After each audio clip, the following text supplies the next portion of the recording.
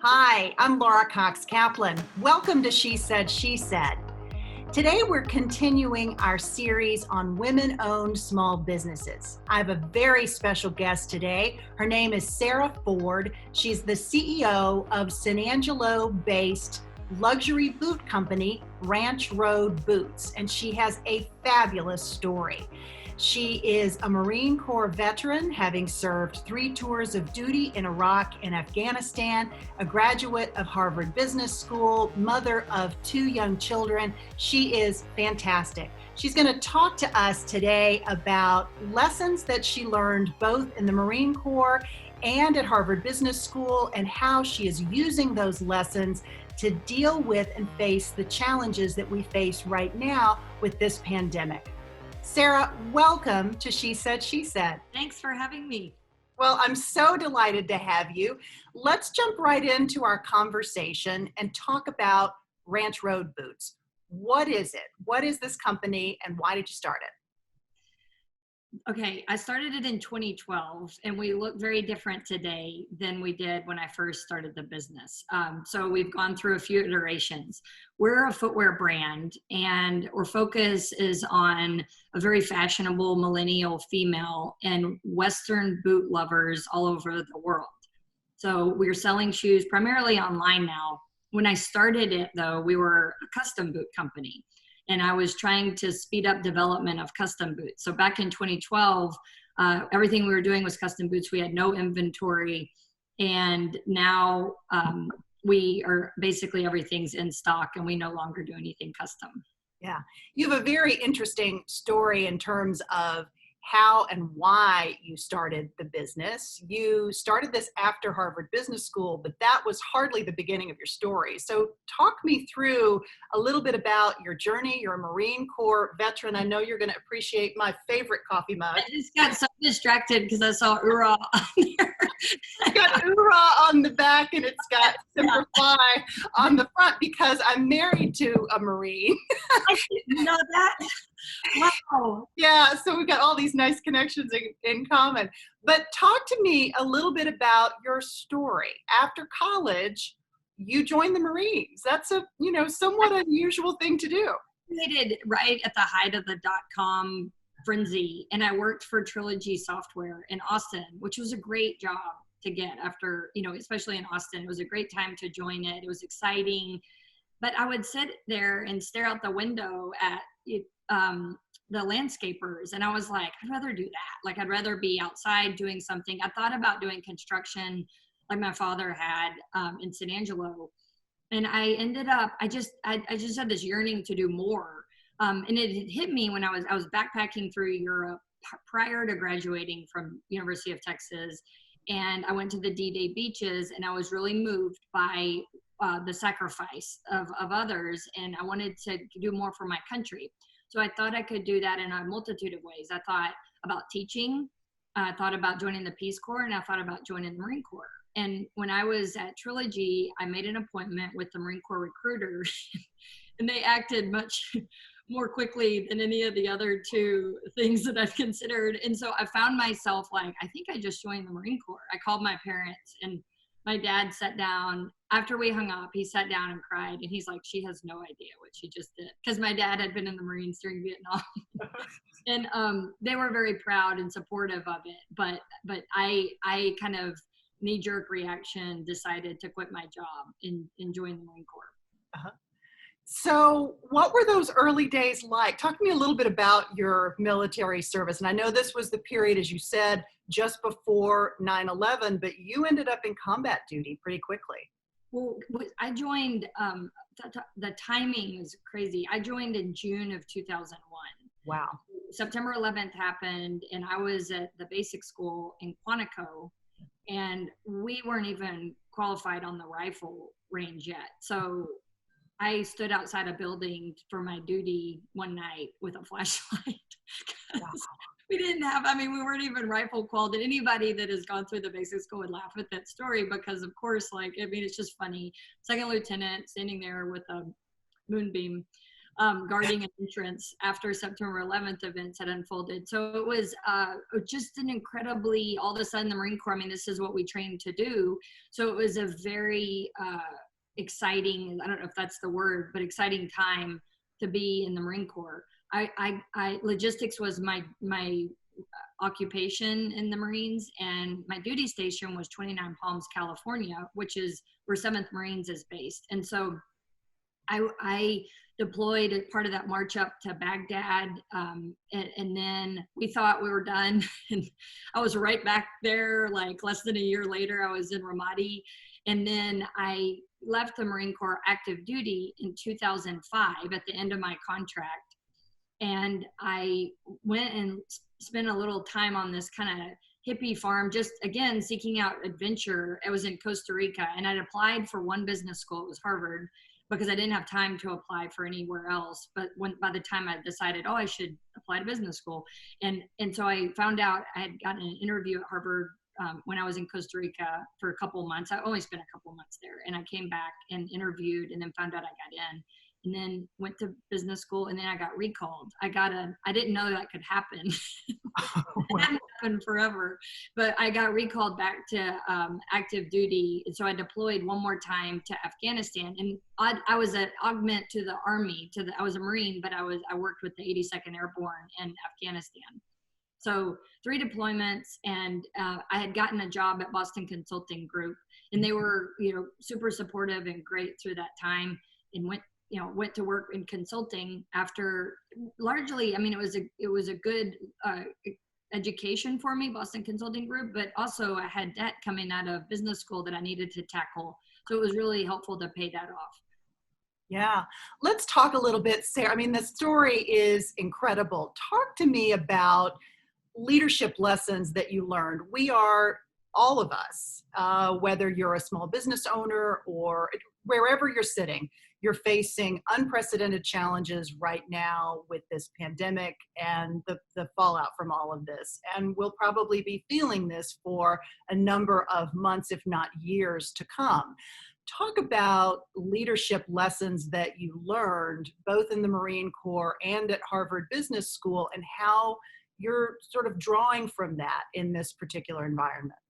Well, I was surrounded by so many great leaders in the Marine Corps to learn from, and the occasional bad one you still learn so much from.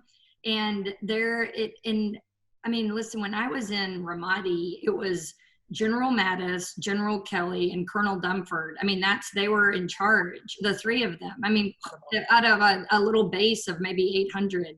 So I constantly got to watch just really on my own team. They were part of division, but I was doing logistics, so we were co-located with them.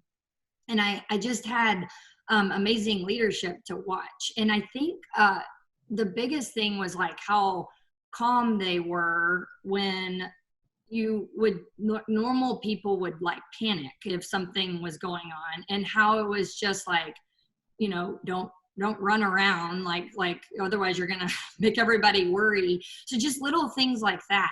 So now when your business is facing potential like annihilation from this, just in talking with our employees, it's like you have to just stay calm, and what are we gonna look like when we get through this, and I have to really try not to let any feelings of like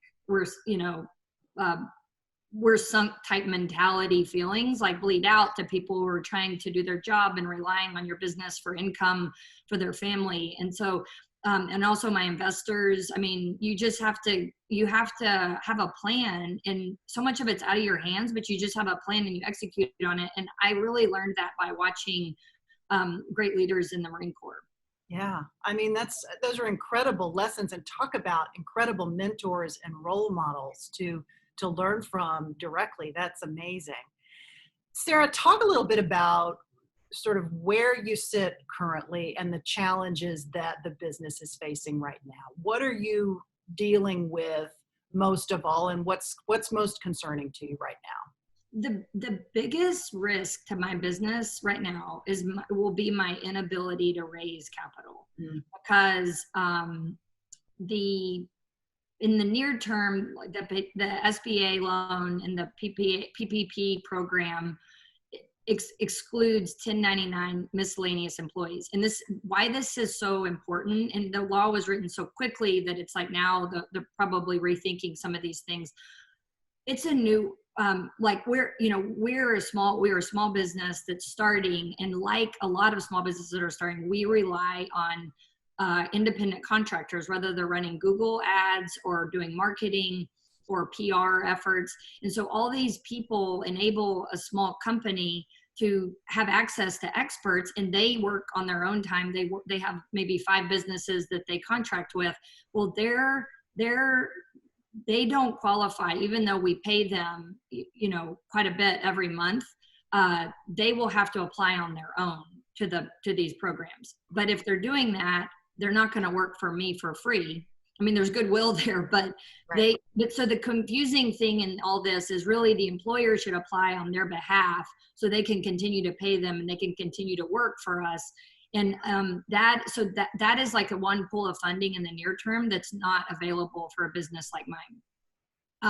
And maybe future iterations of this will be. We were in the middle of raising money though. So RanchRoadBoots, I was in the middle of raising a $2 million seed round. And it was always difficult. It was an always difficult process. I don't know if it's, you look at the amount of venture money that goes to female-owned businesses, right, and it's tiny. And so it was always hard.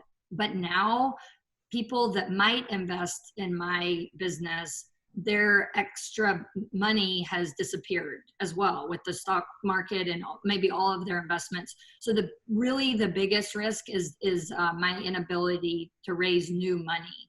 And my current investors, they're all going through their own struggles with their own businesses. And so that's my biggest concern. On the positive, we have inventory to sustain us through this year. We have the ability to shut down our expenses quickly, so I can weather the storm. And we had a lot of momentum. We can continue to do brand building, and we can continue to ship orders and provide great customer service. So we can get through this if I can continue to get enough, to raise new capital. Yeah. So what about the manufacturing piece of the boots? I know historically you've relied on a manufacturer out of Spain, which was, the whole country has been incredibly hard hit. Right. Talk to me about the manufacturing piece of this as well. So we work with a wonderful factory in Spain.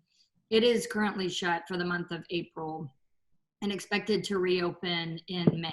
So our fall collection will be not a one hit dropped in September. We'll do smaller capsule collections, and we'll release it over the, I don't know, maybe actually a better way for doing business going forward anyway. So that actually might be a positive development in how we release collections. I have said before, I'm a little agnostic on where we manufacture, provided that it's a quality work environment. It's not a cruel place to work. That's what I care about. Where in the world it is, we have a luxury product, and so the quality needs to meet that. If I could make it in the US, I would. Mexico is not off the table for us.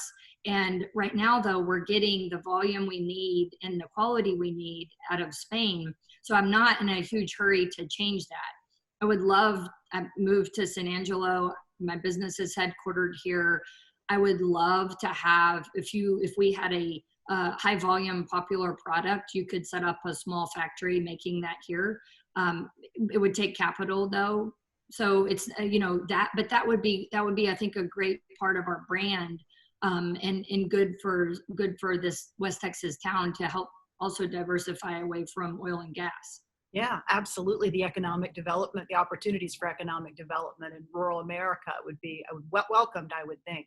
Yes. You talked about those great role models and teaching you calmness, but what is your toolkit for getting your anxiety under control, because when you're anxious, you can't at the same time be creative and calm, right? It's sort of one or the other. So what are you doing to help you manage that and to stay in control so that you are exhibiting this to your employees and to your broader network and to your kids? I should mention too, you're the mother of 2 young daughters, and you're also the stepmom of two. Yes, so I have 2 stepsons. They're twins. They're 16, and they live outside of Orlando. And I have 2 daughters, 3 and 6, Wow. that are here. And then we're also taking care of my mom with dementia right now. And anyway, so there's a lot going on in the house. My husband is just retiring from the Marine Corp, so we've got a lot going on. You do. But I will say, I would think I would be the most panicky feeling now, but honestly, I'm pretty calm through this, and I think it's because it's just so much of this is out of my out of my hands. Like, I'm doing everything I can, but so much of it is really bigger than me. And I don't know if it's, if that provides some sort of false peace or whatever, maybe real peace. I'm not sure. How I manage my own stress just all the time, outside of this or not. I like to work out outside. So I've been walking lately, but I like to run and walk, which I can do anywhere at any time. And so that's always been like a huge source of just midday around 10 to 1. I typically get up and I go outside for an hour and do some sort of physical activity. And then just fellowship with my friends. I talk to people a lot. Like I'll call my classmates from school, and just, I talk to people every day. And so maintain like that community. And then my husband and I like to cook, drink wine, beer, and cook at night. And that is like a fun, listen to music, and that's fun. Like, so we're, those are the things, those are the routines we've always had that have helped me mitigate stress, and we're continuing to do those now.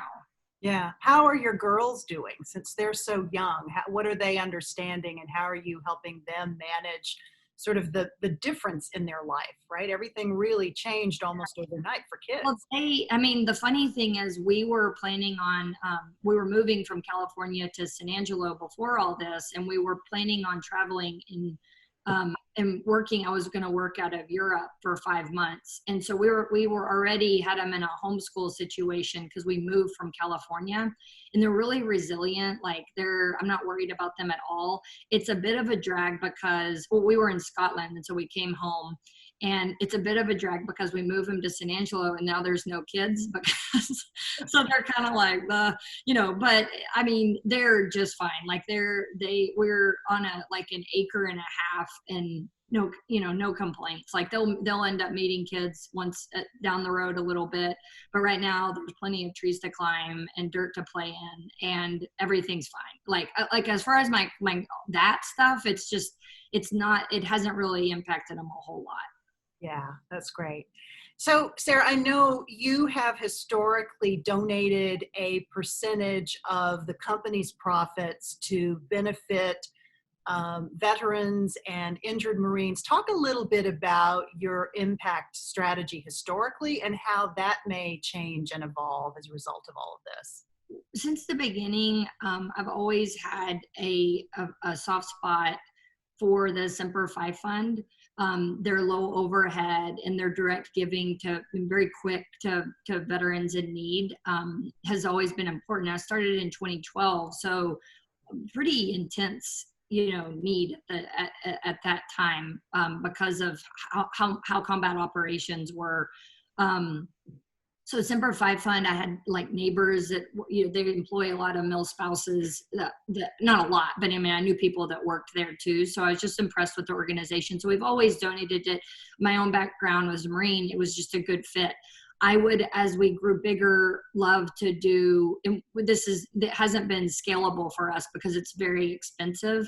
But if we could do boots for amputees, I think that would even be better. If I could do it through a charity, that would be great. But like right now, we don't have the funding to really deploy it at a large scale level. We have made boots for amputees in the past though. Now though, with this COVID outbreak, I felt like we needed to help support the doctors and Doctors Without Borders, even though it's not, originally I think it was French how it started. It's really just, I feel like these health workers are helping the most in need. They get killed in routinely in combat operations even. And sometimes it's our fault, and I feel like the bravery of supporting people that are the most desperate for healthcare was a way that I could say thank you to the people that are healthcare workers even in the US. It was a way to just a nod to all of their bravery, all of the caregivers. So yeah, that's what we're doing. We're donating 5% of sales in March and April to Doctors Without Borders. Yeah, that's great, Sarah. That's really great. Sarah, what advice do you have for other business or small business owners and entrepreneurs who are really struggling in this environment? What advice would you have for them in terms of persevering through this and really drawing deep? What can you share with them that might be helpful? What has been helpful for me is talking to other small business owners or large business owners, because this is not a unique problem to any one company. And if you can learn what others are doing, I mean, calling the trash company and asking them for a delay, I mean, literally every $30, $40 that you can try to preserve right now, that's like people that you wouldn't imagine with millions of dollars of revenue are doing things like that. And so when you talk to others that are going through this same thing, that are entrepreneurs, that are business owners, you can learn really how everybody's coping with it. And, whether it's landlords or factories or employees, I mean, everybody's going to be affected by this. And so we're all trying to give each other notice and heads up and like, hey, this is what we're going through, but we all want, we want our whole ecosystem to stay intact, because at the end of it, we're all going to need each other. And so I really think it's important to talk to other business owners right now. Yeah. Oh, Sarah, that's so helpful. So helpful. So historically, we've asked every person who's come on this podcast for a single piece of advice, a life hack, or a mantra, because the focus has been on personal development really broadly. And we talked to a really broad range of female voices from all different sectors and walks of life. I love to hear from them about what's their North Star? What's that one thing that they either wish they had known when they were younger, or something that they always tell to people who ask them for a piece of advice? What would be yours? And I realize I'm kind of throwing this on you. I'm not sure I told you I was going to ask you this. Okay, I have like a quote now. Since we've moved, it's like packed up, but it's a professor from the 70s at Harvard Business School, Howard Stevenson. I'm going to make sure we have to get all the quotes right for people. But I mean, it's essentially, the message is entrepreneurship is the pursuit of opportunity without regard to the resources you control. I find that so beautiful, because if you don't have a dime, you can still build something. You can figure it out and build something. So if you're found, I mean, especially after this, if you're without a dime, if you find yourself without a dime, you get back up and you keep going. I mean, I watched the Carroll Shelby Ford versus Ferrari thing, and that at the end, it's basically what they said. Every time he'd kept getting back up. And what a legend. I mean, what a legendary life. So I really love entrepreneurship, and and you can't avoid it if it is in your blood. Yeah. And I love that quote so much, because it doesn't mean you have to come into it with knowing everything or having a ton of money. I mean, if you just have the drive and the perseverance, like, you'll figure it out. Yeah. Where does drive come from for you? What drives you? I don't know how to, I mean, it's so like natural and like just, it's like just, I don't know, it was maybe instilled in me as a young kid, or it's just my personality. Not wanting to quit has always been there. And I don't want to fail, and I don't want to let my investors down, and I don't want to let my employees down. So, you know, there's also, I've spent 9 years of my life doing this, and I don't, it is the, you know, it's not a life's work, but it's a decade's work. Yeah. And so I don't want that to be, you know, wasted. And I've learned so much that there's no way that it's a waste, but I certainly would like to have some financial success coming out of it too, and my family for sacrificing along with me. Yeah, I have great confidence in you. This is an amazing conversation, and I'm so happy to meet you on this platform. And hopefully you and I will have a chance to connect either in San Angelo or here in the DC area the next time you're in the neighborhood and we're past this pandemic and have all this stuff behind us. So I would love that. Yeah, really, really great to have you, Sarah. Thanks for everything that you're doing and for joining us to share your story. Thank you. Thanks so much for having me. To learn more about Sarah Ford and Ranch Road Boots, please check out the show notes for this episode, episode 98. And remember, you can also watch our She Said episodes, which we're recording via Zoom these days, on our YouTube channel at SheSaidPodcast.com. You can also listen wherever you download your podcast. Also remember, we're sending out a Friday newsletter each week, which includes not only a recap of each episode, but also some complimentary materials that we think you'll find really helpful, interesting, and informative. As always, I appreciate you listening and watching, and I love your feedback, so please keep that coming. And thank you from the bottom of my heart for being part of this amazing and growing community of fabulous women, and even a few men. Take care of yourselves, be well, and I'll see you next time.